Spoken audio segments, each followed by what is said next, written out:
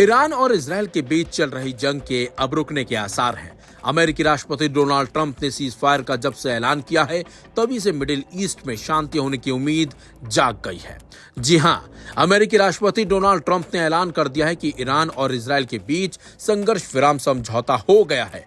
Iran ने cease fire की बात को पहले खारिज करने के बाद अब स्वीकार कर लिया है, तो वहीं इजरायल से आधिकारिक प्रतिक्रिया अभी आनी बाकी है। खबरें हैं कि इस सीजफायर में कतर ने अहम भूमिका निभाई है। ईरान और इजरायल के बीच करीब 2 हफ्ते से खूनी संघर्ष जारी है। कुछ मीडिया रिपोर्ट्स के मुताबिक कतर के प्रधानमंत्री शेख मोहम्मद बिन अब्दुल रहमान अल थानी ने तेहरान को अमेरिका की तरफ से प्रस्तावित सीजफायर के लिए मनाया है। हालांकि इस पर कतर ने आधिकारिक बयान नहीं दिया। दरअसल हाल ही में ट्रंप और उपराष्ट्रपति जेडी वेंस ने कतर के आमिर से संपर्क साधा था और तनाव कम करने के लिए मदद मांगी थी। रॉयटर्स से बातचीत में एक अधिकारी ने बताया कि ट्रंप ने आमिर को बताया कि इजरायल सीजफायर के लिए मान गया है और कतर से मदद मांगी कि इस पर ईरान को भी सहमत कराया जाए। इसके कुछ समय बाद ही कतर के पीएम ने ईरानी अधिकारियों से संपर्क साधा और समझौते पर तेहरान की सहमति ली।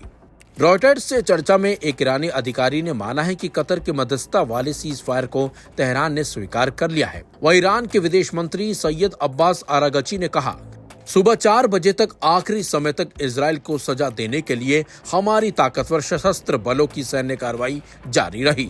सभी ईरानियों के साथ मिलकर मैं हमारे बहादुर सशस्त्र बलों का धन्यवाद देता हूं, जो खून की आखिरी बूंद तक देश के लिए खड़े रहे और जिन्होंने आखिरी समय तक दुश्मन के हर हमले का जवाब दिया।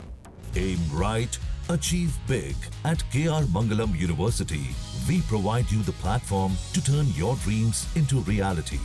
At KR Mangalam University. खबर है कि ट्रंप ने सोमवार दोपहर इजरायल के प्रधानमंत्री बेंजामिन नेतन्याहू से फोन पर बात कर सीजफायर समझौता तय किया। व्हाइट हाउस के एक अधिकारी ने ये जानकारी दी है। ये घटनाक्रम ऐसे समय पर हो रहा है जब ईरान और इजरायल के युद्ध में अमेरिका भी कूद पड़ा था। अमेरिका ने ईरान के परमाणु ठिकानों पर हमले का दावा किया था।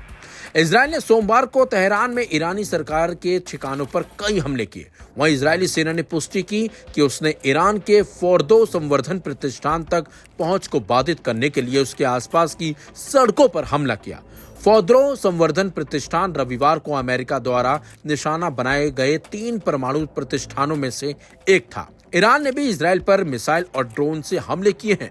ईरान ने इजरायल पर हमले अमेरिका द्वारा एक दिन पहले ईरानी परमाणु प्रतिष्ठानों को निशाना बनाकर किए गए हमलों के बाद किए। इजरायल के रक्षा मंत्रालय ने कहा कि तेहरान पर किए गए हमलों में वहां के कुख्यात एवेंजेल और अर्धसैनिक बल रिवॉल्यूशनरी गार्ड्स के सुरक्षा मुख्यालय को निशाना बनाया गया। ट्रंप के तमाम दावों के बीच ईरान ने इजरायल पर अब बैलिस्टिक मिसाइलें भी दागी हैं। मंगलवार को दागी गई इन बैलिस्टिक मिसाइलों में 3 लोगों की जान जाने की भी खबर है और खबर है कि एक बस को भी निशाना बनाया गया है। फिलहाल सीजफायर के बाद अब उम्मीद है कि युद्ध विराम की वजह से अब जो लोग मारे जा रहे हैं उनकी जान बचेगी और जिस तरीके की तबाही मच रही है वो भी थम जाएगी।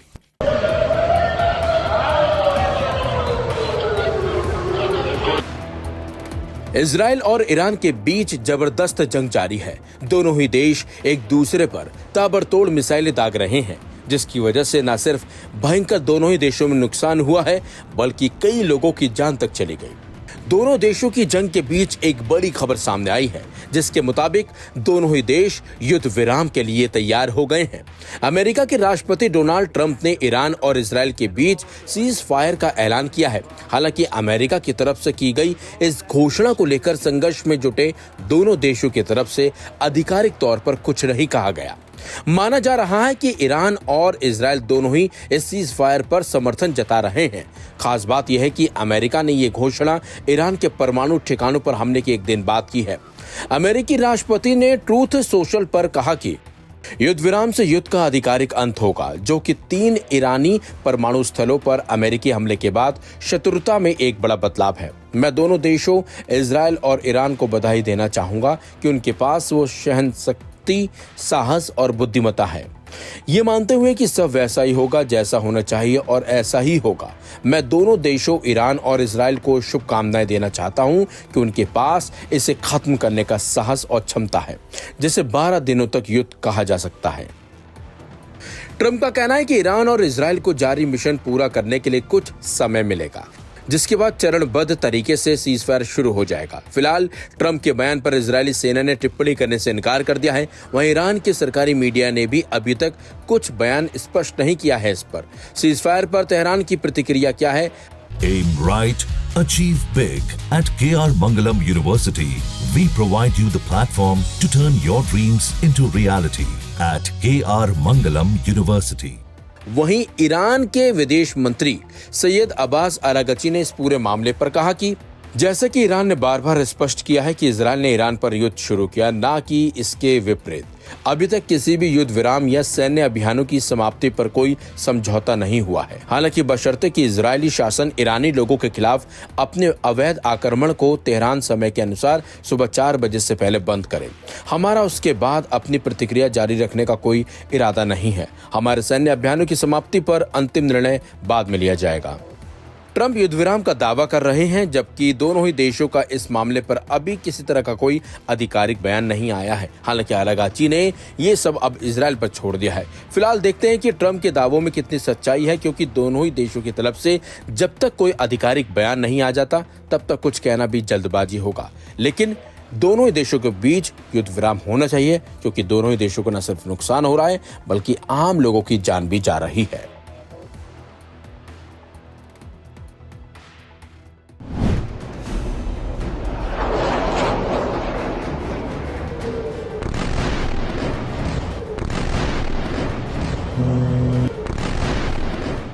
ईरान ने 36 घंटे के भीतर अमेरिका से जबरदस्त बदला ले लिया। जी हां, गुस्से से आग बबूला ईरान ने अरब देशों में मौजूद, मिडिल ईस्ट में मौजूद अमेरिकी सैन्य ठिकानों और एयरबेस पर ताबड़तोड़ हमले कर दिए।